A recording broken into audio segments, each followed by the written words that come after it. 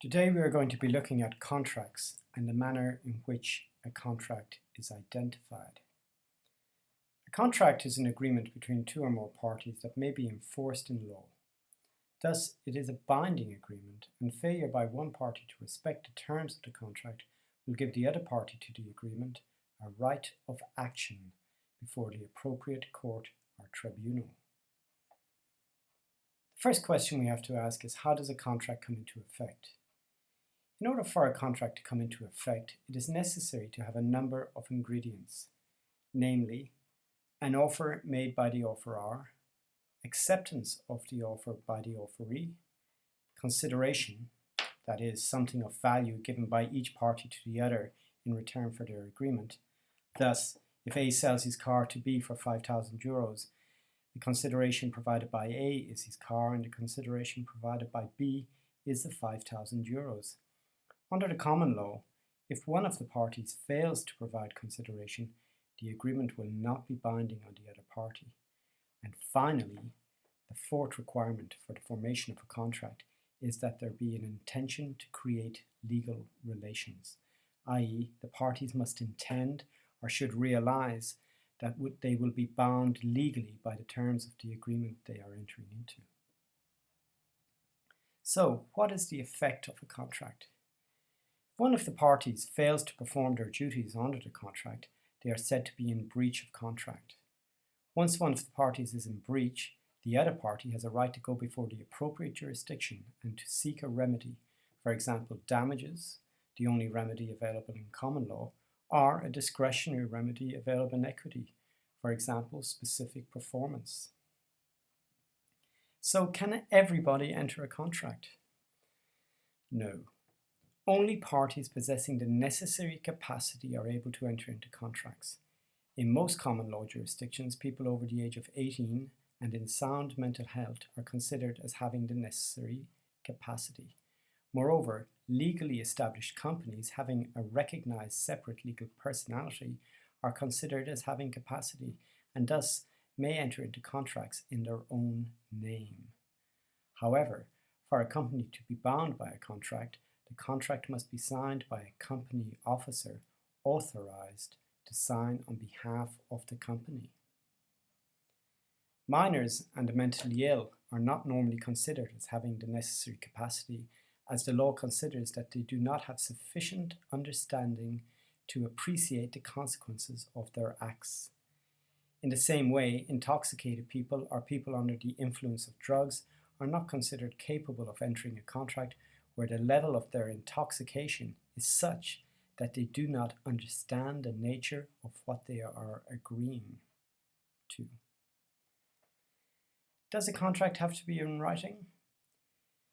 In common law jurisdictions, most contracts can either be written or oral agreements. No matter whether a contract is oral or in writing, all the ingredients necessary for a contract, namely offer, acceptance, consideration, and an intention to create legal relations, must be present. As we have seen, when they are not, the contract is not enforceable. Although contracts may be oral, it is advisable that agreements of importance be recorded in writing. A written agreement is obviously easier to enforce as the obligations of the parties are clearly outlined. Moreover, the process of writing a contract requires the parties to focus on the details of what they are agreeing to do, and thus the misunderstandings that so often lead to conflicts can be avoided. Some specific forms of contracts, such as contracts for the sale or conveyance of land, must, however, be in writing. These contracts are called deeds or specialty contracts. Contracts that can be entered into orally or in writing, in reality the large majority of contracts, are referred to as simple contracts. So, what is an implied contract? An implied contract is a contract that is deemed to exist even though the parties did not expressly agree to it. There are two types of implied contract: contracts implied by fact and contracts implied by law. Let's first look at contracts implied by fact. A contract implied by fact often results from the behavior of the parties. Let us imagine that X agrees to supply Y with 5 boxes of paper every month for a period of 2 years. Normally, the contract will come to an end after 24 deliveries of paper. However, should X continue to deliver the paper every month, and should Y continue to accept its delivery, then a new implied contract is said to come into existence based on their behavior, namely X continuing to deliver the paper and, more importantly, Y's continuing acceptance. The terms of the new implied contract will be the same as those of the former express 24-month contract.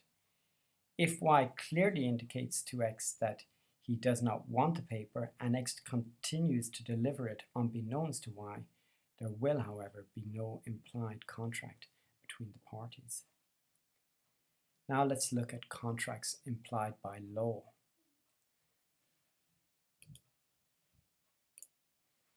A contract implied by law, also known as a quasi-contract, results from the operation of the law. Normally, the courts imply such contracts to exist as a means of preventing unjust enrichment by one party over another. For example, let us imagine Dr. Fred Smith discovers Y injured and unconscious on the side of the road. He brings Y to his house and cares for him for 2 weeks until Y is feeling better. At the end of the 2 weeks, he presents Y with a bill for €200 and Y refuses to pay it, claiming that he never asked Dr. Smith to treat him and thus that there is no enforceable agreement between them. However, the courts will imply a contract to exist between Y and Dr. Smith so as to prevent unjust enrichment by Y, and the amount of the contract will be Dr. Smith's reasonable expenses incurred in the care of Y. So what is the difference between a bilateral and unilateral contract? A bilateral contract is one that is based on an exchange of promises. For example, X agrees to sell his car to Y for €5,000. A unilateral contract is one where there is a promise by one party conditional on the performance of an act by another party, and it is only upon performance of this act that the contract will come into effect. For example, X offers a reward of €100 to anyone who finds his dog Fido and brings it to his home. If Y finds Fido and brings the dog home, then at that moment a contract is said to come into existence and X must pay Y €100. Thus, there are 2 parties to a unilateral contract, but only one of them makes an actual promise, and then the other party performs an act dependent or conditional on that promise. Are there any restrictions on the subject matter of a contract? In most Western democracies, the parties to a contract are free to make any agreement between them that they wish, as long as the subject matter of the contract is not illegal. Thus, where X agrees to pay Y €100 to rob Z's house, Y will be unable to enforce payment by X as the object of the contract is illegal. In the same way, if X agrees to pay €100 to Y under the table in return for painting his house, the contract will be considered illegal as payment under the table is an attempt to defraud the tax authorities of money and consequently is considered unlawful. As a result, Y will not be able to successfully sue X for payment of the money as the agreement is illegal and thus has no existence in the eyes of the law. So, what is the difference between executory and executed contracts? A contract is said to be executed when the obligations entered into under the contract are performed, i.e., both parties have done what they promised to do. A contract is described as executory, where an obligation remains to be performed. For example, Y has delivered goods to X, but X has yet to pay for the goods. Depending on the status of its legality, a contract can be classified in a number of different ways. First, it might be considered enforceable. An enforceable contract is one that is valid and meets all the requirements of a legally binding agreement. Secondly, the contract might be classed as unenforceable. An unenforceable contract is an agreement between the parties where one or some of the ingredients necessary for it to be binding are not present. For example, an agreement without consideration. In this case, there is an agreement between the parties, but it is not enforceable by law. The third are void contracts. A void contract is one that is validly constructed, i.e. all the ingredients necessary for a contract are present. However, its subject matter, for example, might not be valid. For example, an illegal contract. When a contract is void, it is said not to exist in the eyes of the law. The fourth type of contract might be a voidable contract. This is a contract that is binding on only one of the parties and where the other party to the contract may choose to enforce it or not.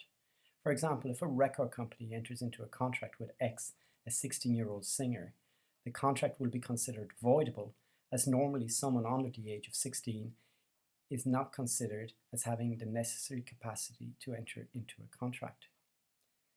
As the contract is voidable, the record company will not be able to enforce its terms. However, X may choose to enforce it once he has received appropriate legal advice. The main sources of contract law in the United Kingdom are statute law and case law. In the United States, contract law normally comes within the jurisdiction of the individual 50 US states and not the US federal state. Thus, each individual US state is free to have different contract law rules in place. In an attempt to prevent excessive variation between the contract laws of the different states, which would obviously have a negative impact on interstate business or commerce, the Uniform Commercial Code, or UCC, was drafted providing the states with an optional uniform contract model. However, it is important to note from the outset that the UCC is a private non-governmental document. The UCC represents an attempt by the private sector to offer states a harmonized contract law model based on the case law of the different US jurisdictions. The states remain free to adopt all or none or part of its terms into their state law, and it is only at such time that the provisions of the UCC have legal effect.